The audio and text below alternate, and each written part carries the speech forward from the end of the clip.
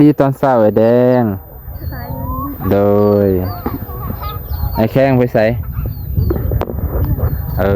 คิดว่าไปใส่บาตรหยาดน้ำพอสร้างมาแล้วสบายดีตอนเช้าสบายดีโดยสบายดีบัดสุขุสุคนกินข้าวกินน้ำแล้วบ่จ้ะโอ้เรียบร้อยแล้วนะโอ้ยตายนบ่เป็นหยังนะคิดว่าไปใส่บาตรหยาดน้ำได้มื้อนี้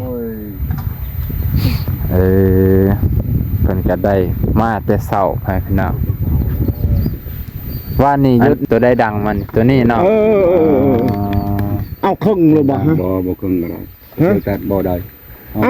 เคยไปเอาครึ่งเอาตามเพิ่นเฮ็ดนี่ดิเคยเข้าเฮ็ดใช่เฮือนตัวนั้นเลยเฮือนอันนั้นต่างกันบ่เฮือนไอ้เกิงน่ะบ่แบบนี้บ่แม่นเฮือนไอ้เกิงเป็นโหมดจังซี่เลยว่าสิว่าโมเดิร์นก็บ่แม่นแม่นอันนี้ก็สิว่าโมเดิร์นก็บ่แม่นเนาะบ่แม่นธรรมชาติตามแต่ว่าอันนี้ทางหลังทางนี้เนาะทางหู้ทางหน้านี่ยาวๆอันนี้พระกโตอันนี้มันอยู่ทางนี้อันนี้ห้องส้วมห้องนอนทางนี้ใส่ลูกเต็งตัวนี้อันนี้ก็อยู่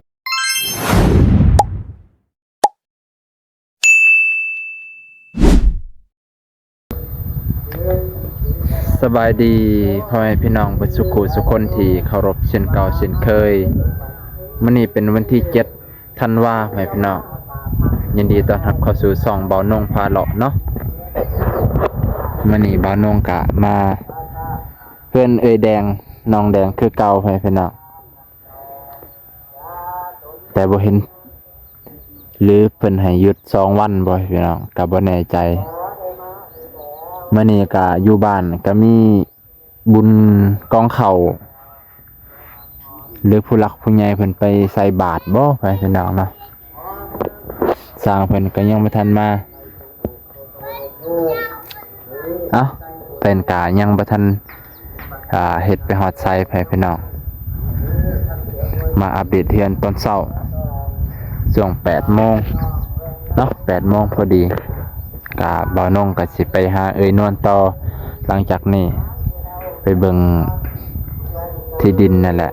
สิเอาถมเฮือนเพิ่นตารางเฮือนบ่ฮู้มื้อนี้ว่าเพิ่นดำเนินการจังได๋บ่าวเราเพิ่นน่าจะบ่ได้มาดอกมื้อนี้พี่น้องน่าจะวันจันทร์เพราะมื้อนี้เพิ่นอาจจะไปปกติวันอาทิตย์ลาวเพิ่นจะไปสวนยางของเพิ่นไว้พี่น้องเนาะคิดว่าสร้างสิมาตอนเช้ามื้อนี้เงียบไปพี่น้องเพิ่นคือสิให้หยุดสบายดีตอนเช้าไอ้แดงสบายดีโดยไอ้แข้งไปใส่คิดว่าไปใส่บาตรหยาดน้ำสร้างเพิ่นก็บ่ได้มาคือเก่านำมื้อนี้เนาะมาบ่โอ้ยังถามหมู่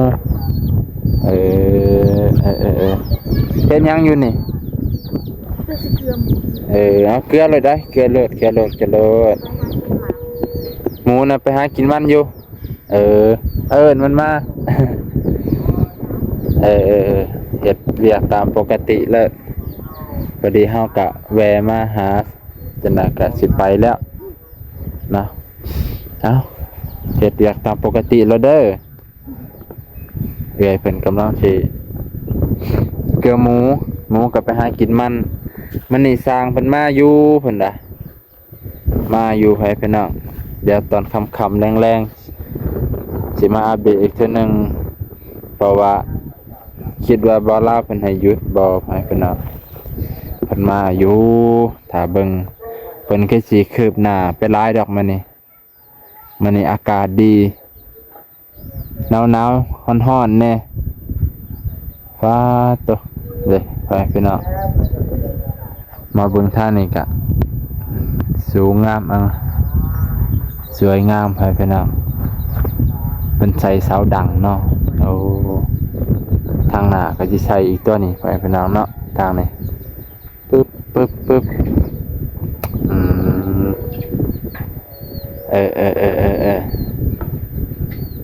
แต่มื้อนี้เพิ่นน่าจะเทเสาตีนเสาปูนนั่นแหละครับเพิ่นมาดอกว่าเนาะ เป็นก็สิมาอยู่ดอกพี่น้องนี่แหละเกิดหลังนี้ก็สิเกิดหลังนี้ก็สิทดแทนหลังนี้ไปพี่น้องอีกบ่ดนบ่นานเป็นก็สิได้ใส่แป้นงามๆกันลมกันฝนกันแดดกันร้อนเนาะพี่น้องแต่ว่าอีกบ่ดนบ่นานความสำเร็จของเพิ่นของอ้ายเพิ่นก็ใกล้สิเข้ามาแล้วเนาะแต่ว่าตอนนี้เพิ่นก็คอยเฮ็ดคอยสร้างไปนะพี่น้องโอ้เอ้ยเพิ่นก็มีงัวน้อยควายน้อยมีควายน้อยอยู่เด้อควายน่ะก็โหไล่ตามผู้เจ้าอยู่ไล่ตามเจ้าของ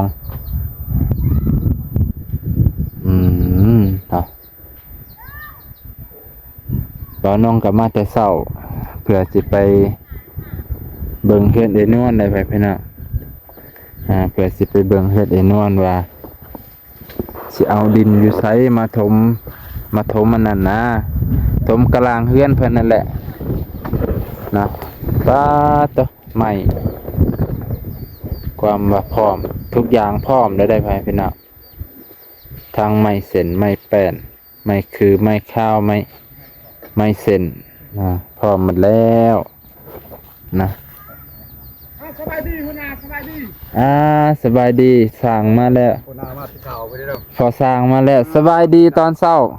สบายดีโดยสบายดีบัดสุขุสุคนกินข้าวกินน้ำแล้วบ่จ้ะโอ้เรียบร้อยแล้วหัวหน้าโอ้ยตายนบ่เป็นหยังนะคิดว่าไปใส่บาตรหยาดน้ำได้มั้ยนี่เพิ่นก็ได้มาแต่เช้าพี่น้องว่านี่หยุดเนาะได้ยินอ้ายน้องเพิ่นว่าเรากลับมาพี่บ่วันนี้อันหัวหน้าเพิ่นน่ะบ่แล้วมื้อทางนั้นเลยบ่ได้บ่ลาวบ่เพิ่นมาบ่วันนี่ก็มาแหละบอกมื้อนี้เราก็สิมาบ่จังหว่ามีจังหวะบ่ให้ใจปกติวันอาทิตย์นี่เพิ่นบ่ได้มาปกติวันอาทิตย์บ่มีแม่นปกติวันอาทิตย์เพิ่นบ่ได้มาย่านเพิ่นพาไปเบิ่งสวนเบิ่งอันนี้เบิ่งดังคือก็บ่ตังอยู่นี่บ่จะไม่ได้แต่ว่านี่เพิ่นมาเบิ่งบ่ว่านนี่อันสมมุติว่าอันเฮือนเขาเฮ็ดอยู่คุณอันมื้อนี้หรือบ่แม่นมื้อนี้ฮะใช่ๆมันมีรูปบ่ใช่นี่กลายนี่ถือเลยพอดีจะเอายำเอาไปอีกหนังอันตัวได้ดังมันตัวนี้เนาะเอาครึ่งเลยบ่ฮะบ่ครึ่งก็ได้แต่บ่ได้เคยไปเอาครึ่งตามเพิ่นเฮ็ดนี่เด้เคยเขาเฮ็ดใช่เฮือนตัวนั้นเลยเฮือนอันนั้นต่างกันบ่เฮือนไอ้กึ่งน่ะบ่เป็นแบบนี้บ่แม่นเฮือนไอ้กึ่งเป็นโหมดจังซี่เลยว่าสิว่าโมเดิร์นก็บ่แม่นแม่นอันนี้ก็สิว่าโมเดิร์นก็บ่แม่นเนาะบ่แม่นธรรมชาติแต่ว่าอันนี้ทางหลังทางนี้เนาะทางหู้ทางหน้านี่ยาวๆอันนี้พระกระโตอันนี้มันอยู่ทางนี้อันนี้ห้องส้วมห้องนอนทางนี้ใส่ลูกเต็งตัวนี้อันนี้ก็อยู่น้องอันนี้ทางนี้ห้องส้วมทางหน้าสิยาวๆล่ะคือเดียวกับตัวนี้อันตัวนี้คืออยู่บ้านปกุอันตัวนี้เนี่ยโหอันตัวนี้นั่นคือปกล้วยเด้อครับเฮ็ดอันนี้แม่ตัวนี้ง่ายอยู่ดอกคนง่ายเนาะง่ายง่ายบ่แล้วสิถือว่าง่ายบ่ยากดอกใกล้สิแล้วนี่โอ้โหก็มาเวียกเนาะอันนี้เพื่อนเห็นเพื่อนว่านี่สิถามเนี่ยเข้ามาพี่บอกอันดังมันนี่สิถามลาวข้างๆแต่ถามแล้วไปนะอันนี้ยังบ่ทันตอกตะปูเด่นตั้งไว้ซื่อตั้งไว้ซื่อฮะเนาะบ่ได้ตอกก็บ่ได้เน้นดอกเนาะบ่ห้องว่าทั่วให้เพิ่นเบิ่งคักจังหน่อยผิดพลาดเนาะผิดพลาดเลยมันยันแก้ไขยากโอ้เล็กตะปอกเล็กตะปูเพื่อเสียนั่นเพื่อสิถอดเพื่อสิถาเพิ่นบ่บ่ถ ทาแล้วสิทีมื้อนี้ เทตีนก่อนเนาะเทตีนถาก่อน เออ ซ้ำเพิ่นมาเพิ่นก็สิมาฮอดดอก9:00 น 10:00 นถ้าเพิ่นมาได้ ว่าวัน บ่แน่ใจว่าฮะ ว่าวันผิดมื้อนี้บ่ได้มา ปกติเพิ่นน่ะบ่ได้มาวันอาทิตย์แต่มื้อนี้ย่านบ่ได้มาหลายมื้อเพิ่นก็อยากมาแหล้ว อื่นพุ่นแหละ วันจันทร์มาแล้วว่าวันจันทร์ โอ้คันปกติจันทร์ฮอดเสาร์นี่เพิ่นมาอยู่แล้ววันอาทิตย์เพิ่นก็เวลาอยู่กับครอบครัวแน่เพิ่นก็ไปสวนน้ำนะ กับผัวผมอยู่ตลอดครับจะมาที่ผัวมานะอ๋อเท่ เทเสาเนาะมันนี่เทตีนเสา ตะบนหนอิดอากาศสารเคยสารไว้เจ้าลูก อ๋อว่านี่ซื้อนี่ว่าสิ ก็เดิมสารชัวร์กายแล้ว จบก็สิเอามาบ้านเอามาปัดหอดทีเลย ไปเพิ่นน่ะเพิ่นก็คือว่าเฮ้ย เอาเนาะ เอาเลยเส้นแซ่บกินข้าวกับหยัง เอาดิ โดยสบายดี กินข้าวผู้เดียวบ่เอิ้นเมียเนาะ จำคือเรื่องแล้ว กินข้าวกินน้ำตอนเช้าต่อยอด ได้จบเป็นอาจารย์ ไผเพิ่นน่ะเข้าใจหมดเพิ่นแล้ว แต่ว่าที่เจ้า เพิ่นน้องคือเพื่อนของน้องแตงน้องแตงน้องแดงนี่ตามบ่าวนงสังเกตเบิ่งนะไผเพิ่นน้องทางหน้านี่สิหลังคาสิยาวเนาะเพราะว่าสิเฮ็ดจังได๋เลยทางหน้านี่สิบ่ได้ปิดเบิดปิดแต่ช่วงเสานั้นปิดผาแอมช่วงเสาทางหน้านี่สิเฮ็ดเป็นเป็นซ่านนะไผเพิ่นน้องแล้วก็มีลูกติ้งตามที่เบิ่งรูปแบบเพิ่นเฮ็ดแล้วก็วันนี้เสาดังก็อยู่พุ่นบริกลางเสาขยับไปหน่อยหนึง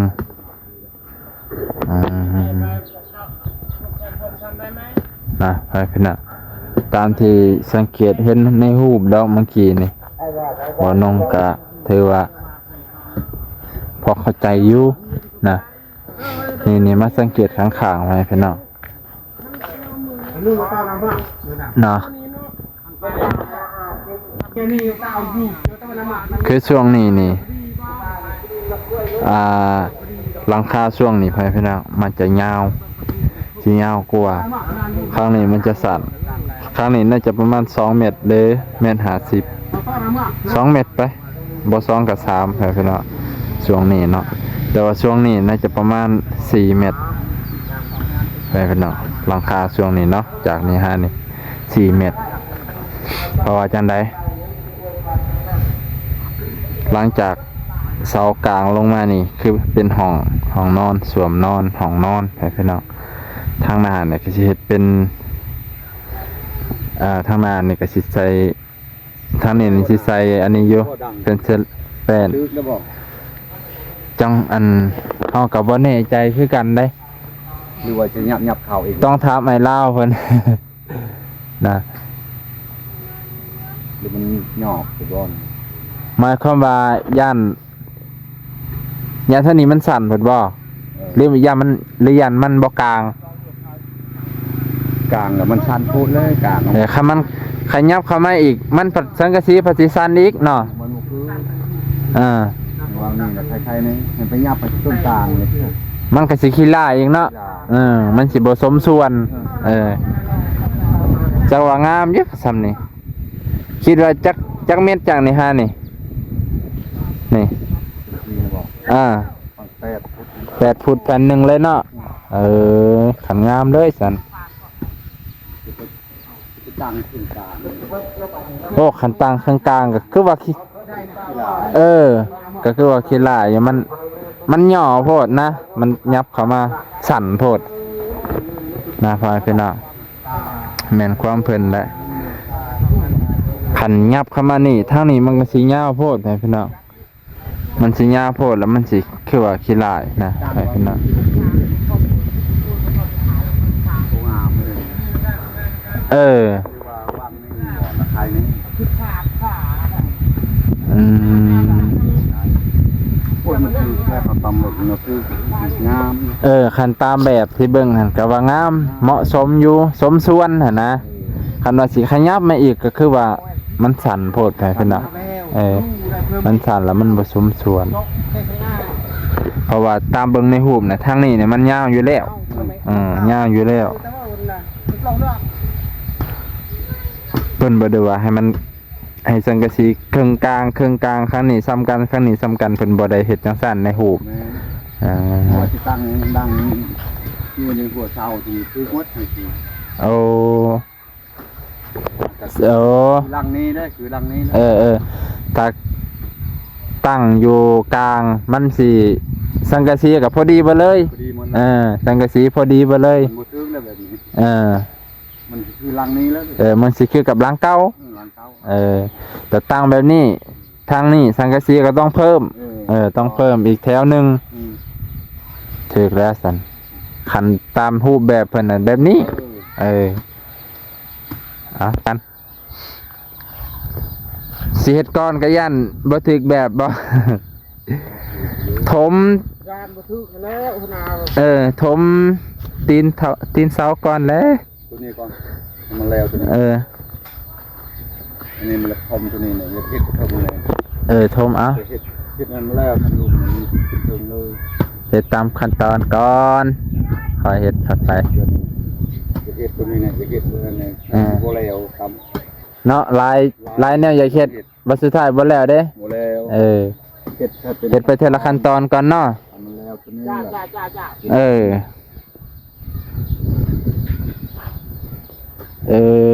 เพิ่นสิกอยปูนมองหันเลยได้บัดเฮ็ดเป็นจงโลงเลยเนาะ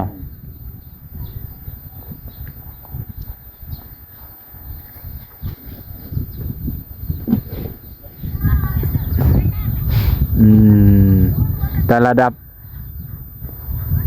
ได้ยินหยังก็เพิ่นว่าระดับเสาระดับตีนนี่พอดีกันเป๊ะแล้วเนาะ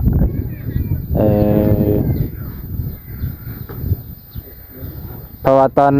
อันนั้นบ่ได้เทหยังก็บ่ได้เทปูนก่อนเนาะแต่ว่าเพิ่น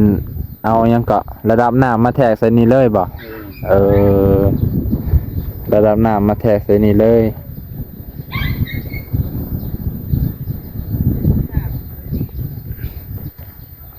ตามแบบที่เพิ่นว่าแหละถูกต้องได้คันทางหน้ามันยาว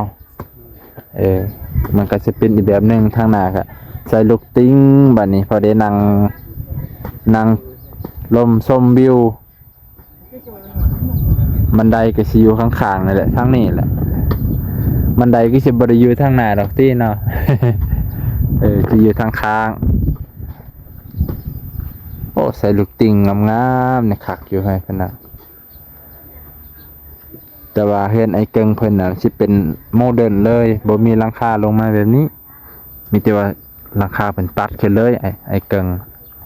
ที่เพิ่นอันน่ะเพิ่นเทิบออกมาซื่อๆเนาะของไอ้เกิงน่ะเพิ่นเกาะเกยออกมาซื่อๆแต่จริงเฮ็ดแบบนี้ก็ง่ายอีกแบบเฮือนคุมื้อนี่เฮ็ดจังได๋ก็ได้นะขอให้นอนหลับ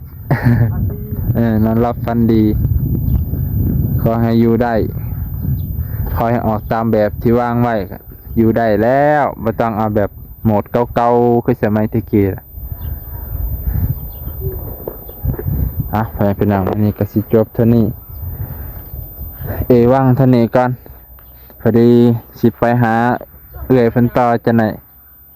สวยเลยนี่9 โมงเลยบ่เฮ้ยจันสิงอยู่ในอื่นบ่อยู่วันนี้ก็เห็นเพิ่นมาเลยไปหาเพิ่นบ่เสาร์อาทิตย์เพิ่นอยู่ดอกไปเป็นหนังเบิดสุคนสิจบเพียงเท่านี้ก่อนวันนี้อำลาพาจากช่วงเช้า 9 นาฬิกาของวันที่ 7นะบ่าวน้องก็มาอัปเดตสร้างเพิ่นก็มาปกติเรียบร้อยมื้อนี้เพิ่นสิเทตีนเสาขักแน่ให้แน่นหนาถาวรแล้วเพิ่นก็สิเฮ็ดทั้งเทิงบัดนี้ลุยเต็มที่เลยได้บัดนี้ไปพี่น้องวันนี้เพิ่นก็มีผู้บ่สบายเพิ่นก็เลยหยุดแน่ เนาะไปพี่น้อง